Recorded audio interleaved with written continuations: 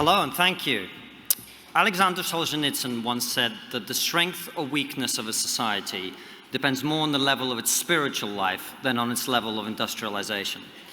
If a nation's spiritual energies have been exhausted, he said, it will not be saved from collapse by the most perfect government structure or by any industrial development. A tree with a rotten core cannot stand. When he was allowed to leave the USSR, Solzhenitsyn went to the US, where he was given a hero's welcome. But he quickly realized that American society was far from perfect. He started lecturing Americans about the problems he saw. Americans don't like that. Like Solzhenitsyn, I come from the Soviet Union, but I have no intention of repeating his mistake. That's why I've come to Britain.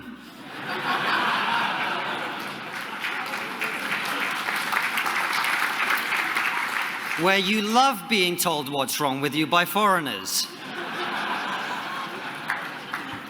But I do have to be honest. 6 months ago, when Jordan and Philippa asked me to come here and speak at ARC about the importance of audacity, adventure, and a positive vision for our civilization, I was honored and delighted. But as I stand here today, after watching crowds openly celebrate mass murder on the streets of our cities, after watching the police spend more time debating Islamic theology on Twitter than enforcing the law, I'm starting to lose faith. I don't know how long our civilization will survive. For years now, many of us have been warning that the barbarians are at the gates. We were wrong. They're inside. Now, look, I'm not going to be all doom and gloom. There are positives as well. I mean, say what you want about Hamas supporters, at least they know what a woman is.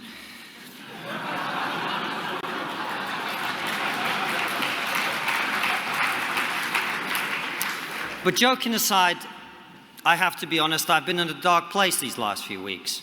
So I did what I always do when I don't know what to do. I talked to my wife. It's not the only time I talk to her, but you don't get the point. And she said, look, you need to clear your mind, take a few days off, let's go on holiday. Right? And I know it's a weird thing to say, I don't like going on holiday, because I love working and I hate spending money. Protestant work ethic in a Jewish man's body. My wife is exactly the other way around, unfortunately. But she was right. She's always right. That's her best and most annoying quality. So we went to Barcelona, beautiful city. And as we were walking down the main tourist street, La Rambla, many of you will know when you get to the bottom, you hit the Christopher Columbus monument. It looks like a giant column with a pillar of Columbus on top, pointing towards the New World. And this reminded me of my son, Nikolai. He's 16 months, and this is what he does. He sits on my hip and points in the direction he wants to go. Treats me like a horse, basically. And if I don't act quickly enough, or if I don't comply, he does what all toddlers do. He throws a tantrum and starts screaming, "How dare you? You have stolen my dreams with your empty words."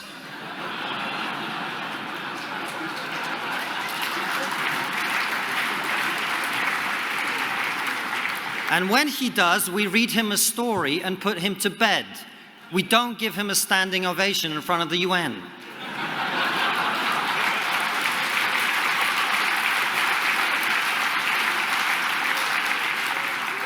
Anyway, trigger warning, I'm going to talk positively about Christopher Columbus. I know he committed some pretty sizable microaggressions, but he also changed the world. Do you know why he changed the world? Yeah, he tried to reach India and by accident discovered America. But why go west to India? Europeans had been trading with India and China for centuries via the Silk Road. Why risk your life to go out on a limb? There were many reasons, of course, but the main one was the decision to try and reach Asia by going west was not made out of choice. Europe was desperate. Only a few decades prior, in 1453, the Ottomans sacked Constantinople and they cut Europe off from the Silk Road. The West was facing a huge challenge and a new threat, no smaller than the one we face today. And like us, what they needed was another way. But when Columbus took his idea to go west to India, to the kings and queens of medieval Europe, they laughed at him. They didn't laugh at him because he was some misunderstood genius. He wasn't Galileo. They laughed at him because he was wrong. If you go out in the street and ask a random person why Columbus discovered America, they'll tell you he worked out that the earth was round. Not true. By the time Columbus set off on his voyage in 1492, people had known the earth was round for 2 millennia. There's probably more flat earthers now than there were in the 15th century. God bless the internet. The reason Columbus discovered America is not that he'd worked out that the earth was round. The reason is that he massively underestimated the size of the planet. They were right to laugh at him. He was wrong. But he took that wrongness, he persuaded 90 other men to get into 3 boats smaller than the size of this stage and sail into the unknown.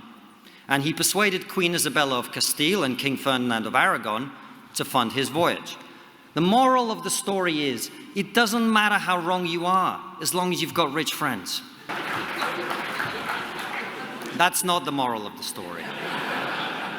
The moral of the story is, the history of our civilization was not made by people who always got everything right. It was made by people who'd made mistakes too. It was made by people who dared to believe that they could solve the problems they faced. The story of the West is a story of audacity. The big debates of the last decade, the culture war, the polarization, are about one thing and one thing only: the future. There are people like us in this room who believe that our future is to be prosperous, powerful, and influential. We are the majority. But there are also some people whose brains have been broken by an excess of education, who believe that our history is evil, that we do not deserve to be great, we do not deserve to be powerful, that we must be punished for the sins of our ancestors. To them, our past is abominable, our present must be spent apologizing, and our future is managed decline. My message to those people is simple. How dare you? You will not steal my son's dreams with your empty words.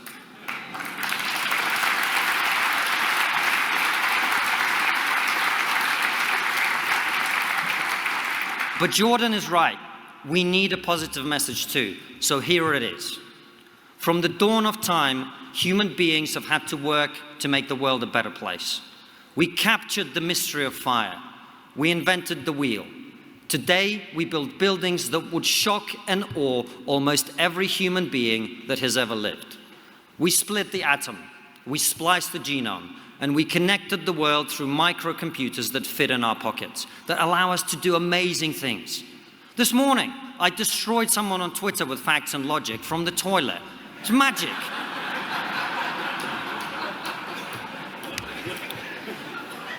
Remember your grandparents? Remember them? If I could go back in time and transport the grandparents of your grandparents into this room, just 4 generations ago, they would think they'd been abducted by aliens. That's the progress we've made. We haven't made that progress by whining and acting like victims. We've made that progress by unleashing the creativity and talents of people like us here in this room. But I do think we've forgotten what adventure is. Being adventurous is not ordering extra spicy chicken at Nando's. Wrong reference for this room. Let me try again. Being adventurous is not ordering extra spicy chicken from your personal chef.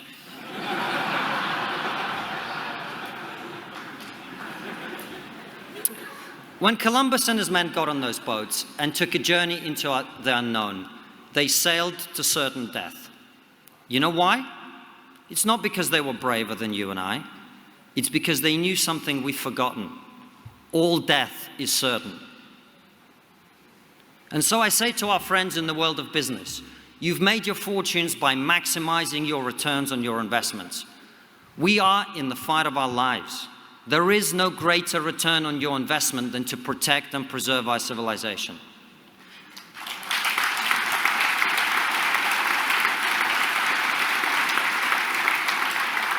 And so I invite you to follow in the footsteps of Elon Musk and Paul Marshall and Ben Dello and many of you here who are using your fortunes for the betterment of humanity. I say to our friends in the media, truth matters. We are in the fight of our lives. There is more to life than clicks and downloads. Let's move beyond the culture war, where all we do is bat away the litany of slanderous allegations about our history. Let's set the agenda. Let's remind our fellow citizens why we are where we are. Let's remind them that we are the most tolerant, open, and welcoming societies in the history of the world. We're not embarrassed about our past. We're proud of it. And to my colleagues in new media especially, I say this: the legacy media is dying for a reason. They cannot be saved. They cannot be reformed. Let's stop complaining about them and start building the media empires of the future ourselves.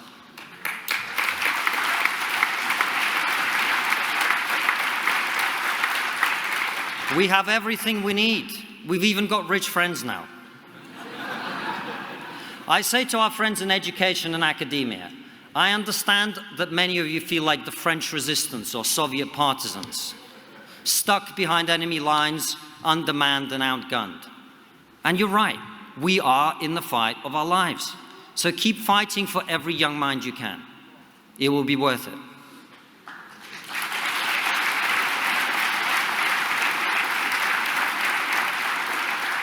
And finally, I say to our friends in politics, many of you here are conservatives. I'm not. I look terrible in tweed.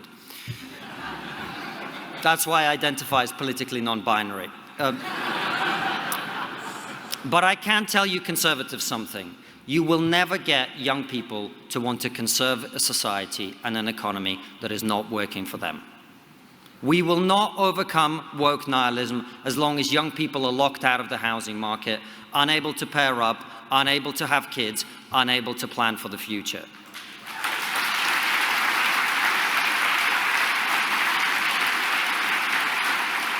I know it's difficult, and I know that whoever solves the housing crisis may well pay the price at the ballot box. This is true of many pressing issues too, or at least you think it is. But you did not get into politics to get re-elected. You got into politics to make a difference.